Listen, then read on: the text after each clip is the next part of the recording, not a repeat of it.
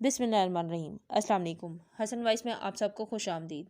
Channel کو گرو کرنے میں ہمارا ساتھ دیں، لائک اور سبسکرائب کریں اور بیل آئیکن کو پریس کرنا نہ بھولیں۔ آج ہمارا ٹاپک ہے حضرت ہود علیہ السلام۔ حضرت نوح علیہ السلام کا ایک بیٹا سام تھا۔ عرب اور بنی اسرائیل اسی کی طرف منسوب ہیں۔ اسی سام کے پوتوں سے حضرت ہود علیہ السلام پیدا ہوئے۔ ان کا نسب نامہ اس طرح ہے: ہود بن عبداللہ بن رباح بن جارود بن عامر بن اوس بن ارم بن سام ابن نوح۔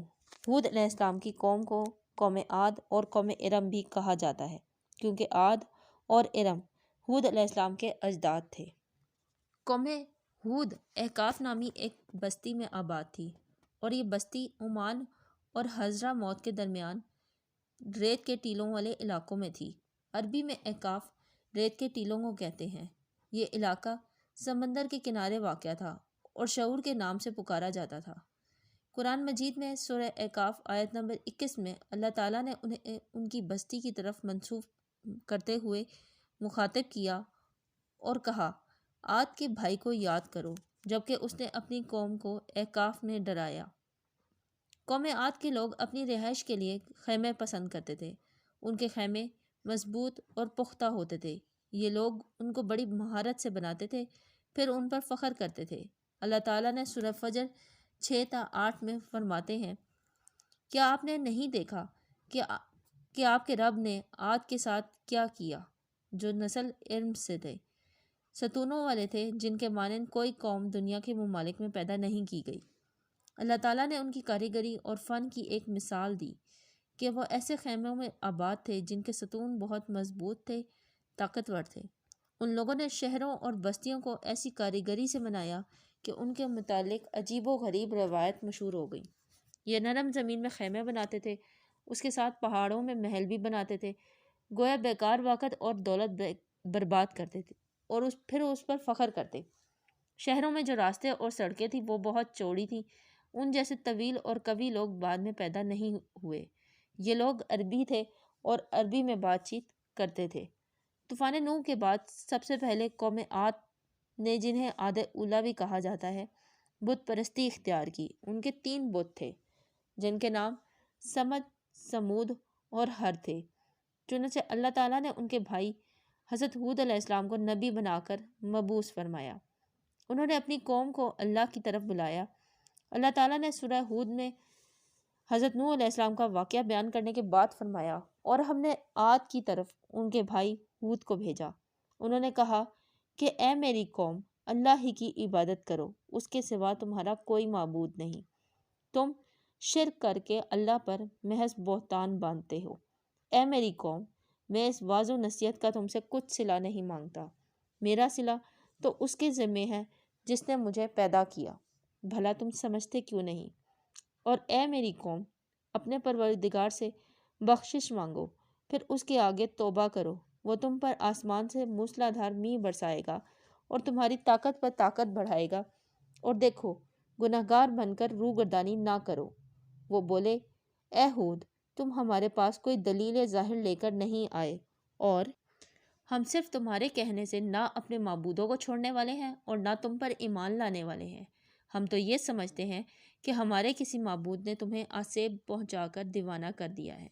انہوں نے کہا کہ میں اللہ کو گواہ بناتا ہوں اور تم بھی گواہ رہو کہ جن کو تم اللہ کا شریک بناتے ہو میں ان سے بیزار ہوں۔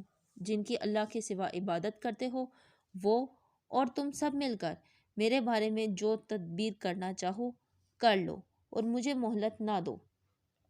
میں اللہ پر، جو میرا اور تمہارا سب کا پروردگار ہے، بھروسہ رکھتا ہوں۔ زمین پر جو بھی چلنے پھرنے والا ہے وہ اس کو چوٹی سے پکڑے ہوئے ہے۔ بے شک میرا پروردگار سیدھے رستے پر ہے۔ اگر تم روگردانی کرو گے تو جو پیغام میرے ہاتھ تمہاری طرف بھیجا گیا ہے وہ میں نے تمہیں پہنچا دیا ہے، اور میرا پروردگار تمہاری جگہ اور لوگوں کو لا بسائے گا، اور تم اللہ کا کچھ بھی نقصان نہیں کر سکتے۔ میرا پروردگار تو ہر چیز پر نگہبان ہے۔ حضرت ہود علیہ السلام نے قوم کو دعوت غور فکر دی تو قوم مزید کفر و عناد میں دھنس گئی اور اپنے حق پر ہونے کے بھدے دلائل گھڑنے لگی، اور انہوں نے آپ کی نبوت اور آخرت کا انکار کر دیا۔ قوم کے کافر سرداروں نے کہا بلا شبہ تم ہمیں احمق نظر آتے ہو۔ سورہ اعراف۔ تو ہود علیہ السلام نے فرمایا بھائیوں مجھ میں کوئی حماقت کی کوئی بات نہیں، بلکہ میں رب العالمین کا پیغمبر ہوں۔ سورہ اعراف۔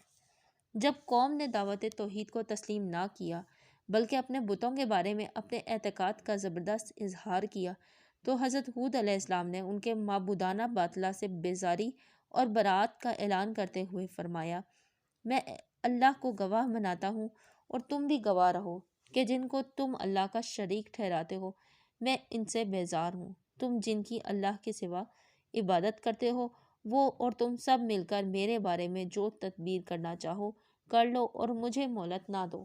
سورہ ہود۔ حضرت ہود علیہ السلام کا یہ چیلنج ناقابل تردید ثبوت ہے کہ آپ اللہ کے بندے اور اس کے رسول تھے، اور مخالفین جہالت اور گمراہی کی وجہ سے غیر اللہ کی عبادت میں مشغول تھے، کیونکہ وہ لوگ حضرت ہود علیہ السلام کو کوئی تکلیف یا نقصان نہ دے سکے۔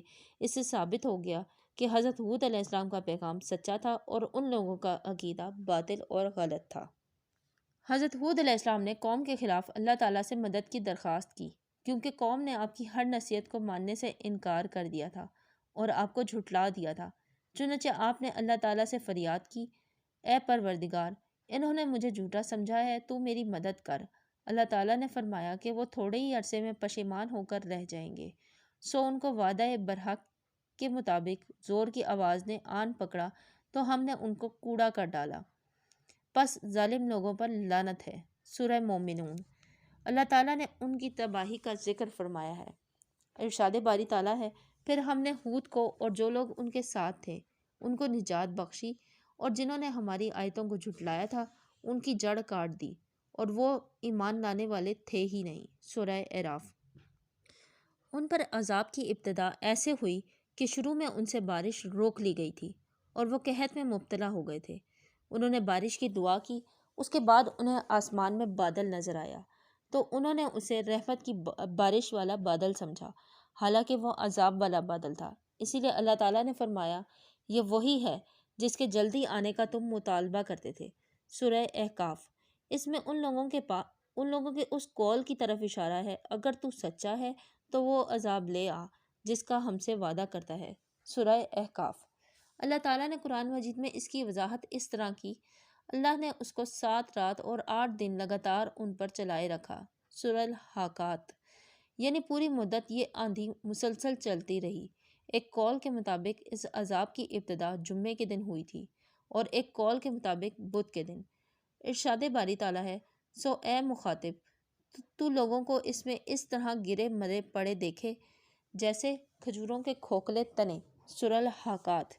انہیں کھجوروں کے ایسے درختوں کے ایسے تنوں سے تشبیہ دی گئی ہے جن کے سرے الگ ہو چکے ہوں، کیونکہ ہوا آدمی کو اٹھا کر اوپر لے جاتی تھی پھر اسے سر کے بل پھینک دیتی تھی، جیسے سر پاش پاش ہو جاتا اور دھڑ باقی رہ جاتا، جیسے کھجور کا تنا جس کا پتوں اور پھلوں والا حصہ کاٹ دیا گیا ہو وہ پڑا ہوتا ہے۔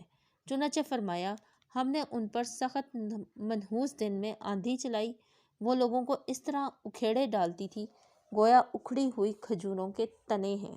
سورۃ القمر۔ قوم عاد کو اپنی قوت اور طاقت پر فخر تھا، وہ کہتے تھے کہ ہم سے زیادہ طاقتور کون ہے؟ اللہ نے ان پر وہ ہوا مسلط کر دی جو ان سے زیادہ طاقتور تھی۔ اللہ تعالیٰ نے حضرت ہود علیہ السلام کی منکر قوم کو جڑ سے اکھاڑ پھینکا اور انہیں بعد والوں کے لیے نشان عبرت بنا دیا۔ قوم عاد کا ذکر سورہ توبہ، سورہ ابراہیم، سورہ فرقان، سورہ عنکبوت، سورہ سعد اور سورہ کاف میں بھی وارد ہے۔ حضرت ہود علیہ السلام کی وفات حضرہ موت میں ہوئی۔ یقیناً آپ کو ہماری ویڈیو پسند آئی ہوگی، تو اس کے لیے لائک اور سبسکرائب کریں اور بیل آئیکن کو پریس کرنا نہ بھولیں۔ شکریہ۔